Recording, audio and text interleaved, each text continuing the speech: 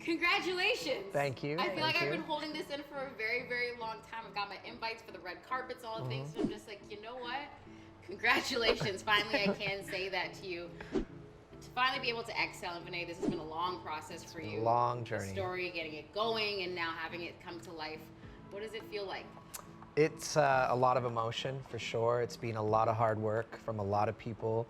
Saroya, all the players that have opened up their hearts and their souls to this film. For me, it's been probably close to a 5-year journey now. When I first heard about the history of the Colored Hockey League and all the contributions that the Black community has made to the game of hockey dating back to the 1800s, as I've said before, I was confused, I was curious, I was angry, I was emotional. I kept saying, why don't we know this? Why don't more Canadians know this history, which is just incredible history? Why isn't it taught in schools? Why isn't it a part of our curriculum? Why isn't it a part of sports curriculum? Right. And that was really sort of the starting point for me, but obviously hearing stories of racism in the sport and the different cultural issues, it was just sort of then working with our director, Hubert Davis, and our team to sort of put everything together on how do you tell this vast story. Right. So, Saroya, when you have that conversation of coming on board and obviously lending your expertise, was there something about it when you were looking and researching where you're just like, yes, like that is my history? Like in a sense of you innately know that we have been part of the contribution story when it comes to building things, and finally it's come to light. What was this educational process like for you? I mean, for sure. I think growing up, I was aware of some of the history. I knew certain names like Angela James and Willie O'Ree, but I wasn't fully aware of all of the history of the Black individuals that have contributed to the game that is today. Right. So I think I learned a lot myself, and along the way I've written essays and tried to dive deeper into the history just so I can find my own place in the sport. And I think that's just really helped me, and I hope it helps the community educate themselves on why Black individuals really do have a space in this game. I think it's crazy to look back and think it was 1894 to 1925. You know, we had the Color Hockey League out in the Maritimes, and you know, to me, it's like, you know, they don't teach that, and unless you're a deep hockey historian, you're not really gonna look for it, right? You probably think the NHL was the start, the end all be all, and it wasn't. You know, we as Black Canadians, we had our own league before the NHL even started. So to me, that's extremely important, and it just, you know, it really solidifies, you know, that hockey, you know, is our game as well.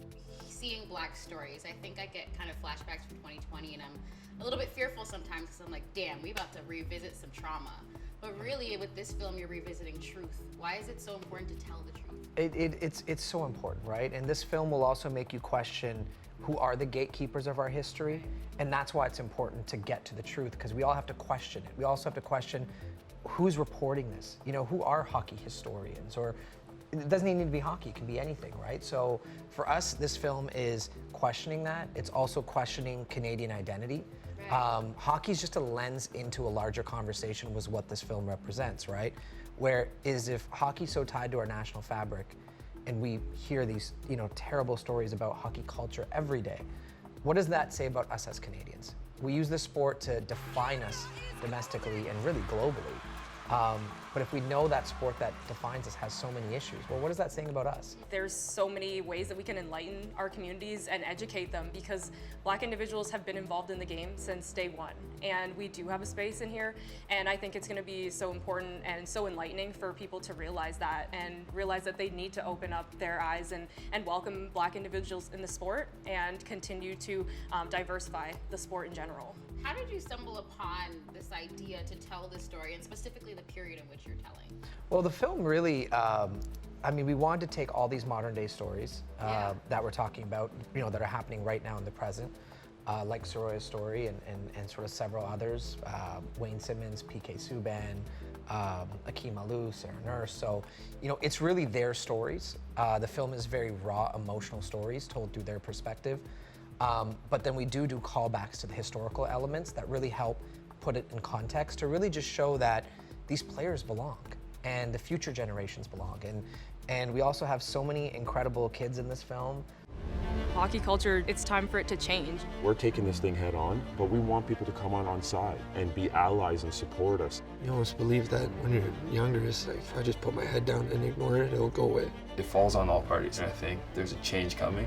We are holding people accountable We call hockey our national sport. How does our national sport not reflect our culture, our people? The education is the most important thing. That's change. We had a good place in history that should not be ignored. It's about reclaiming some history because we actually did play. They just weren't ready for a black hockey player.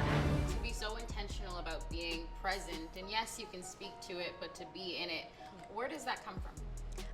Honestly, I didn't have that growing up, so I think that's really where it comes from. I wanted a strong black female role model to look to, and I needed somebody to guide me in the right direction, and I think that that's really what I try to do for these girls and for the general community that I'm working in within hockey. Me still playing and being a piece of representation, me being reachable and touchable to these young black women that are playing the sport is really where it comes from. I just really want to see them succeed, and I want to see them be in bigger and better positions than I've even been in. I have two little girls, and I think there's nothing more important, than the women being added to this story. You look around, you see, women like Saroya Tinker, Blake Bold, and obviously Angela James, and I have two daughters, and for them to be able to see, black women like themselves play hockey and, be added into this documentary, so like rightfully so, that I'm extremely happy for them to have somebody, who further looks like them, who they could, look up to as they get older. Because I asked my daughter what her favorite sport was the other day, and the first thing she says to me is hockey, which made me extremely proud. What I've realized in this film, and as cliche as it sounds, if you can't see it, you can't be it, right? And all the incredible work that, you both are doing, right? Pioneers in your field, and that's why I think this film's so special to Canada, is because it's about hockey, but it's really not just only about hockey. You can watch Black Ice, and you'll say, hey, it's the same things in media or television or the corporate world or whatever world. The issues that we're talking about are really universal issues about questioning these institutions that are in place. Is there anything that you were afraid of with this film? I was just always really excited to be involved. I think it's time for us to be able to tell our stories. I always mention how I felt like I had to take a piece of my blackness out to fit in with my sport, but over the course of making the movie, I didn't have to do that. I was able to fully tell my truth and fully tell my stories and be respected, and I think that's really what I was looking for, and by myself being able to do that, I know that these girls that are playing under me are going to be able to have that path and that space for them as well. I mean, Vinay, you always are someone that will always give away the flowers first. But we're going to give you your flowers as well. And why I want to is because I think you're very intentional about making this such a collaboration. Yeah, it has to be. Why is that important in storytelling? I've grown up in the movie business. I mean, started off, my father was a producer, so I grew up working on sets. Then I was an actor, a writer, a producer. Collaboration is just so important, right? I mean, the most successful sets I've been on is where people just drop their ego and come on a set and realize that you have to really understand everybody's perspective, right? I mean, the best things are made from taking a lot of different opinions, right? And to make this project to make this film successful, it had to be real, it had to be authentic, it had to be fearless, and we had to create a set where everybody felt comfortable to speak their truth. There was going to be nobody there that was going to say, you can't say this or you can't do this. That was not going to happen on this set. The set was going to be, we were learning, and the project was evolving as we were shooting it. And hats off to, us as producers, and obviously our director Hubert, who we were also learning. Right. That's what it was. It was a learning experience for all of us. What did this film give to you in terms of ways that you've grown and learned as well? I think I've just really grown in terms of wanting to be more in my community. I see the spaces that Akeem is making, and Sarah Nurse, and all of these other black players who want to have space and want to make space for other black players in the game. So I've just learned to continue to make space and not be scared to speak up and speak my truth and make sure that my girls have everything that they need.